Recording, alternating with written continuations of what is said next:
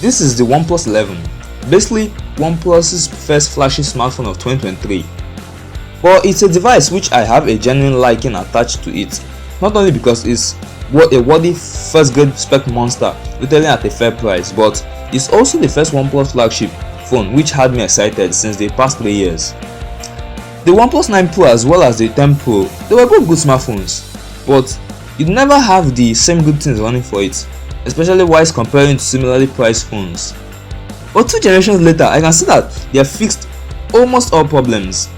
I said almost because some things aren't still keeping up, but still for the price range of $800, you are getting special trade blows with the Google Pixel 7 Pro, even if that phone is $100 more. 6.7-inch Quad HD Plus 120Hz AMOLED panel with 1300 nits of brightness, has a 50 megapixel triple camera setup which can go up to 8K video resolution and 50 times zoom.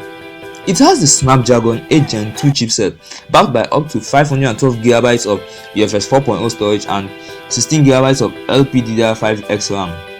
It has a 5000 mAh battery capacity and an incredible 100W charging, as well as a nice Android software support. So it's good because the price gives you so much good things, and I did like a few things myself. Starting with the design, it's still not as premium as past OnePlus flagships used to be, but it's a definite improvement over the OnePlus 10 Pros, one which I considered ugly. It's still a matte finish, but the camera model has gone in a slightly different direction from last year. And different direction I mean not aesthetic. Because of that, it still wobbles a little bit if you put it atop a flat surface. I wish that they would have gone for the Mrwhosetheboss Ultra's camera design because that looks way better. And if you compare this phone side by side, you see that the type of concept they are trying to put in is this, but they still don't want to do so for some reason. But apart from the horrendous camera design is a winner. Do you know why I'm comparing this phone to Pro flagship phones? Well, it's because it has similar specs but a lower cost margin. And the display is yet another part I think you'd appreciate. It's a fantastic thing to look at. Basically, it has one of the fastest responses ever and a whopping 1300 nits of peak brightness, which is just absurd. Not only this, mind you, it's also the first phone I think supports the 3rd generation of LTPO technology. In other cases, LTPO3 tech, and to be honest, I don't know the entire purpose of this LTPO3 tech, but I guess it will add extra subtle battery saving anomalies which the previous generation won't probably. And it's running Android 13 out of the box, which OnePlus dual customized UIs, namely ColorOS and OxygenOS. I don't view it as bad, but I think OnePlus made ColorOS China focused probably because it has a lot of Chinese user interaction which people in the West can't get used to. So the OxygenOS skin is there for international users, a plus. OnePlus 1 equals 2. And if you're enjoying this video so far, then your sub to this channel will be a plus. A plus. The performance should basically be about as good as phone gets at any price because it does ship in with the god tier Snapdragon 8 Gen 2 chipset.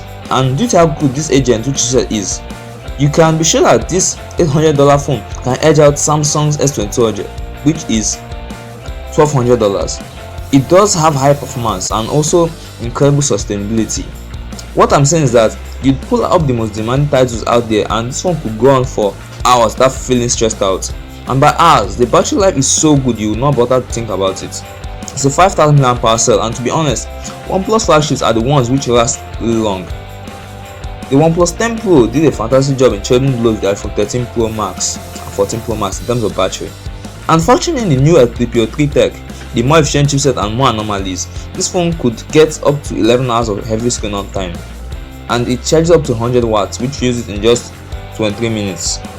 It's great, but you got to bear in mind that 100 watts fast charging is available on the Chinese models. On the international models, we are getting last year's OnePlus 10 Pro's 80 watts charging. It's still very fast, basically because it's 32 minutes from empty to full, but it's kind of weird that different regions don't just affect chipsets and UIs, but also fast charging. And finally, on camera, it's a 50 megapixel triple camera setup, which also consists of a 48 megapixel ultra wide camera and a 13 megapixel telephoto camera. And also, we're getting a 60 megapixel camera on the front for selfies. It's incredible how much OnePlus has improved. The main camera is good with good detail and color. The ultra wide camera is really wide and The telephoto camera is pin sharp at 10 times zoom. Video is capped at 8K on the rear, and though there's OIS for taking photos, while we're using electronic image stabilization, in our cases EIS, to record video, and it's not that bad. The selfie camera is okay, though evidently not perfect, and the video can go up to 4K. No 1080p, but still with EIS. So it's not a perfect camera system, but it has a lot of good things running for it. There are a lot of modes to play with, which includes the Hasselblad filters, and that's because of the ongoing partnership between the two companies. If you thought that the Pixel 7 Pro was fantastic, retailing at $900, you better consider this. With less than that price, we are getting a similar camera experience, but every other aspect is also an incredible improvement on the outside and inside. So thanks so much for watching, and if you enjoyed this video, then your sub to this channel will be a plus. This is Hilary Haichi, so wait for next time.